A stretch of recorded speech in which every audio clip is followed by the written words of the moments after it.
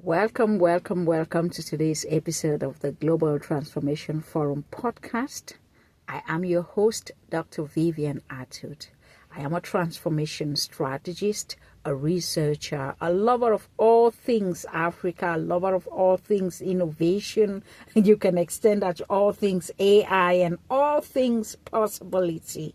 So today I am delving into a conversation that has been whispered in boardrooms, shouted at conferences, debated in policy circles, and quietly reflected upon by millions across the continent and in the diaspora. And here is the question: Africa rising, is it a myth or is it reality? So let's get into the conversation.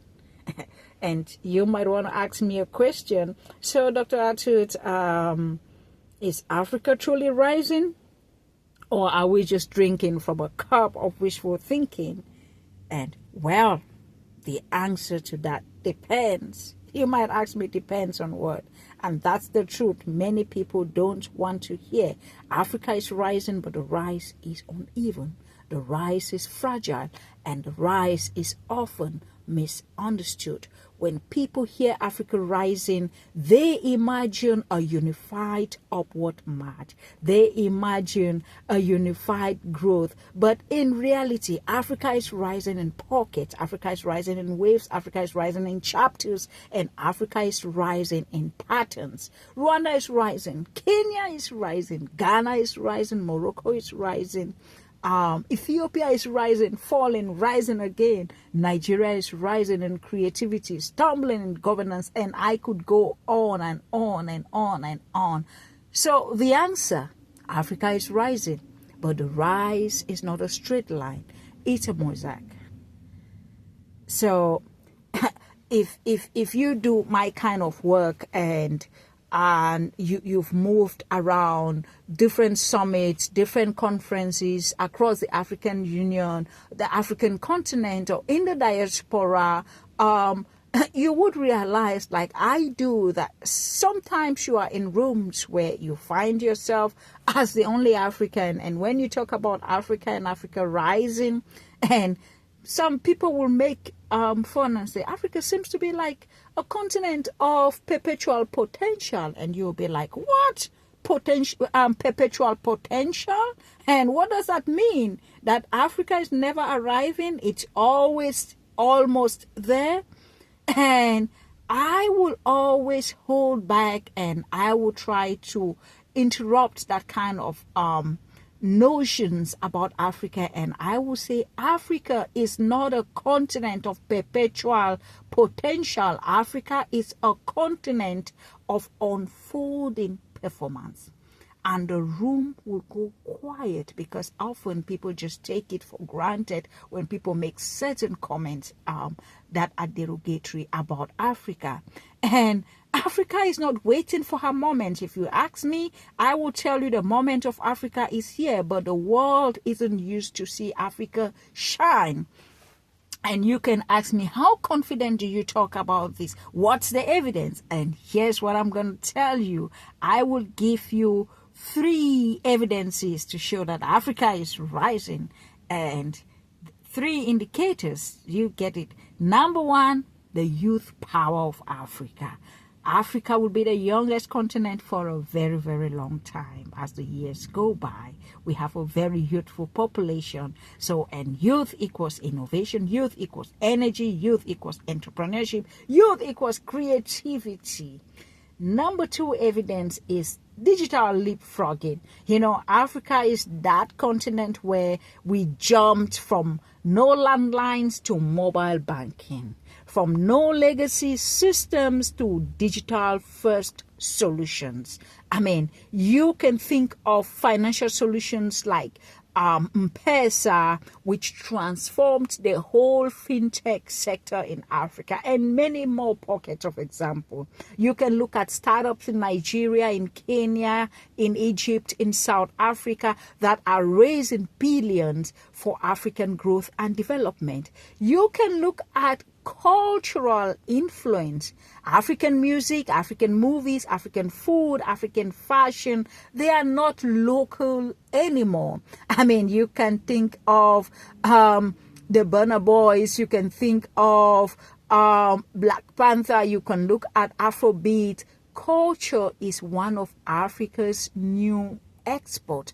Africa is rising, but the question is, we need to look at what is holding Africa back. So hold on, let's balance this conversation. Let's balance this conversation. If you are new to the channel, if you just logged into the channel, you are with the Global Transformation Forum podcast, and I am your host here, Dr. Vivian Atud, and today we are talking about Africa rising. Is it a myth or is it reality? So hang on and let's carry on with the conversation. Let's get this conversation balanced. Is Africa is rising? Why are we still seeing deep challenges? And we are still seeing deep challenges because rising doesn't mean fully risen.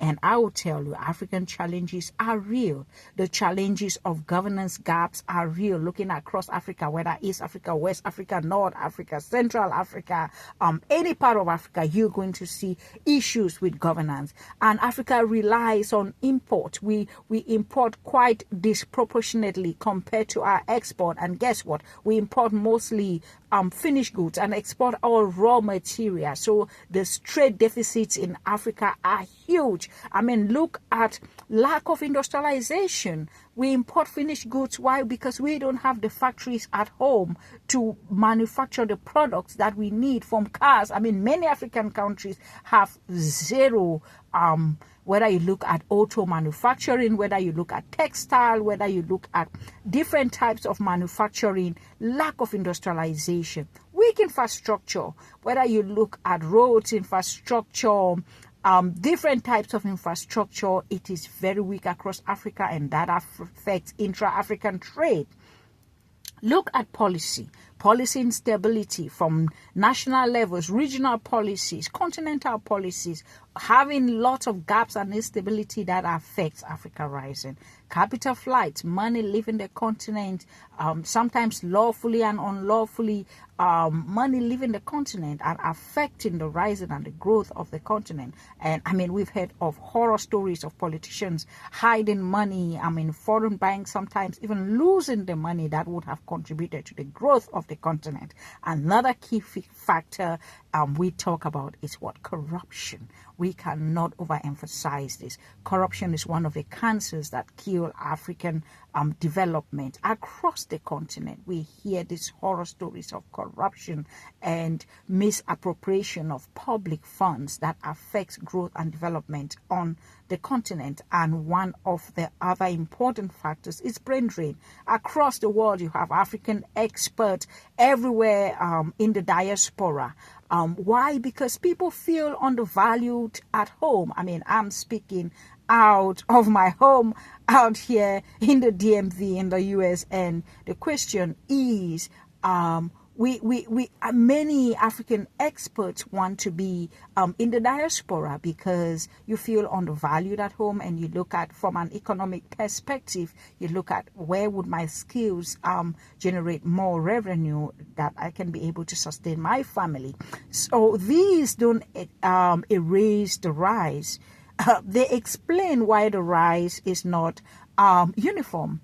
So I can tell you, think about being in Kigali, Rwanda. You will just have some breath of fresh air. You will see orderly structures. You look at the city. You look at one of the safest cities in the world. That's Kigali.